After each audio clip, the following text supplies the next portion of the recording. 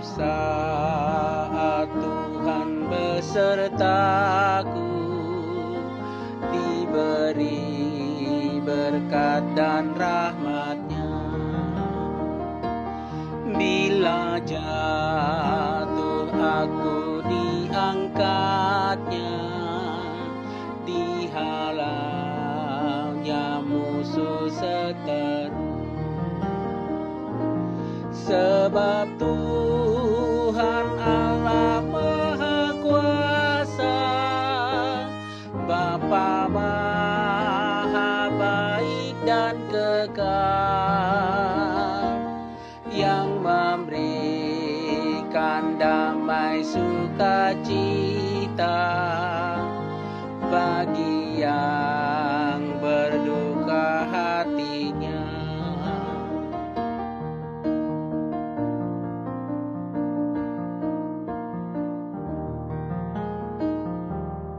Songon amado tu anakona, holong ni tu hatai tua,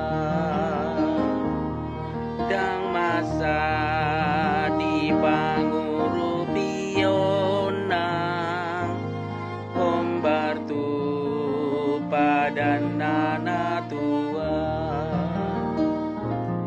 Debata amat tanah diginjang, di doha posaku sai toto,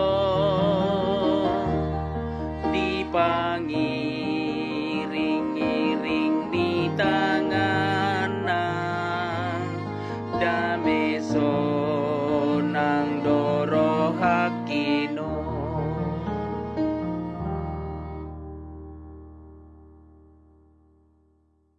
Shalom saudara-saudara yang dikasihi Tuhan Yesus Kristus. Apa kabar? Kami yakin dan percaya saudara tetap dalam naungan kasih Tuhan. Kita akan mendengarkan firman Tuhan. Namun sebelumnya mari kita berdoa. Allah Bapa yang bertahta dalam kerajaan surga, sumber hidup dan kehidupan kami. Kami bersyukur sampai hari ini Tuhan mengasihi kami. Dan Tuhan mengizinkan kami untuk mendengarkan firman-Mu. Berkatilah firman yang akan disampaikan oleh hamba-Mu. Dalam Yesus Kristus, Tuhan dan Juru Selamat kami. Amin. Bapak, Ibu, Saudara-saudari yang dikasihi Tuhan Yesus Kristus, nama minggu kita adalah sedang berada dalam minggu-minggu kesengsaraan Tuhan Yesus Kristus. Penderitaan Tuhan Yesus Kristus. Karya-karya yang dilakukan oleh Tuhan Yesus Kristus. Kita akan disuguhkan dengan kebenaran firman Tuhan, mengingatkan kita betapa Tuhan mengasihi kita, betapa Tuhan mengasihi dunia ini, dan Tuhan sudah mengutus Yesus Kristus ke tengah-tengah dunia ini. Pola hidup orang Kristen sudah ditentukan di dalam Kristus. Pola hidup kita jelas dan tidak boleh lagi ditawar-tawar. Apapun keadaannya, kita harus hidup seturut dengan kehendak Allah, yaitu hidup dalam kasih dan hidup untuk mengasihi. Hidup yang kita jalani ini adalah sebagai upah dari pengorbanan Kristus. Artinya hidup kita bukan lagi hamba dosa, tapi sudah hidup menjadi anak-anak Allah. Hubungan kita sudah dipulihkan kepada Allah, kepada sesama manusia. Hubungan kita begitu luar biasa. Bukan lagi hamba dosa, bukan lagi orang-orang yang terkutuk, bukan lagi orang-orang yang layak mati oleh karena dosa tersebut. Tapi status kita adalah anak-anak Allah, orang yang diselamatkan, orang yang dimerdekakan. Oleh sebab itu, saudara-saudara, ya orang yang sudah mendapat kasih Tuhan, dia wajib mengasihi. Dimulai dari dirinya, rumah tangganya, tempat di mana dia tinggal, lingkungan pekerjaannya, dan juga dalam lingkungan gerejanya. Dia harus menunjukkan kasih yang luar biasa itu, harus semakin bertumbuh, semakin mengalir dari hari ke hari. Allah menghendaki kita untuk memanifestasikan kasih dalam hidup kita melalui wujud perbuatan yang nyata. Ingat Bapak Ibu Saudara, jika saudara beriman dan orang yang beriman, maka harus diselaraskan dengan perbuatan-perbuatan atau buah roh kehidupan kita tidak dapat dipisahkan lagi dari kasih. Sehingga tidak heran kalau orang Kristen jika tanpa kasih, maka dia bukan orang Kristen.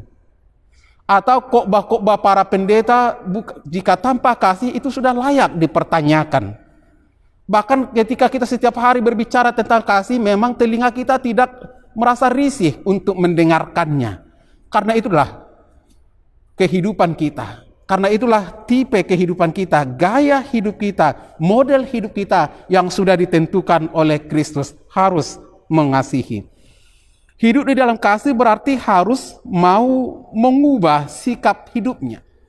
Dari yang kurang baik menjadi baik, gitu ya. Selalu ada perubahan dan mau diproses oleh kuasa Roh Kudus. Ada perubahan-perubahan yang luar biasa mengarah kepada hal-hal yang baik.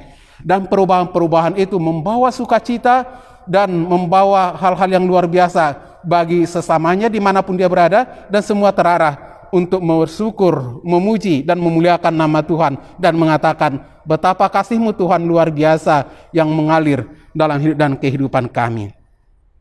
Buah dari pengorbanan Kristus itu melahirkan jiwa-jiwa yang penuh kasih. Buah dari pengorbanan Kristus itu harus melahirkan suatu tindakan yang luar biasa. Hidup di dalam kasih, dan kasih itu harus menutupi banyak hal dalam hidup dan kehidupan kita. Setiap orang yang dilintasinya, setiap orang yang disentuh oleh kasih Allah akan merasakan sesuatu hal yang baru dan memampukan dia, menguatkan dia untuk juga melakukan jauh lebih indah lagi, jauh lebih baik lagi, sehingga hidup ini bercahaya. Bapak Ibu Saudara, untuk melakukan dan memahami kasih itu dengan baik, mari kita belajar kepada Yesus Kristus. Jadi kita ini sudah dibentuk dan sudah dipersiapkan oleh Tuhan menjadi alat-alat Tuhan, pelaku kasih dimanapun kita berada. Jadilah menjadi generasi yang handal, menjadi umat Tuhan yang baik dimanapun kita berada. Semoga kasih karunia Tuhan selalu memenuhi hidup dan kehidupan kita. Amin. Kita berdoa. Allah Bapa yang bertahta dalam kerajaan surga, dari setiap hidup dan kehidupan yang boleh kami jalani, kami mengaku kasih-Mu sungguh luar biasa, menyentuh hidup dan kehidupan kami.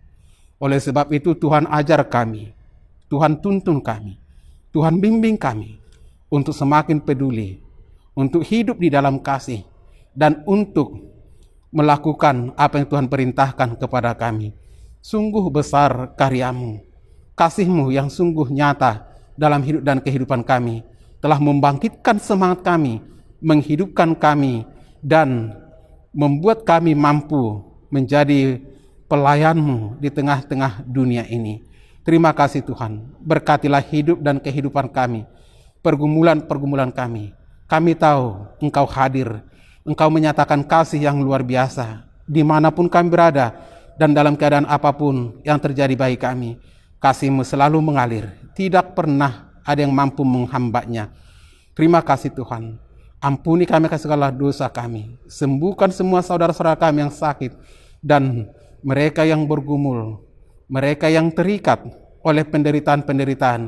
Engkau bebaskan, Engkau selamatkan mereka. Terima kasih Tuhan. Utus kami ke tengah-tengah dunia ini menjadi pembawa cahaya dan kasih yang luar biasa dari-Mu. Dalam Yesus Kristus Tuhan dan Juru Selamat kami. Anugerah Tuhan Yesus Kristus dan kasih dari Allah Bapa dan persekutuan Roh Kudus telah memelihara dan memberkati saudara-saudara. Amin. Semangat Bapak Ibu Saudara, beraktivitaslah, Tuhan selalu menjaga kita.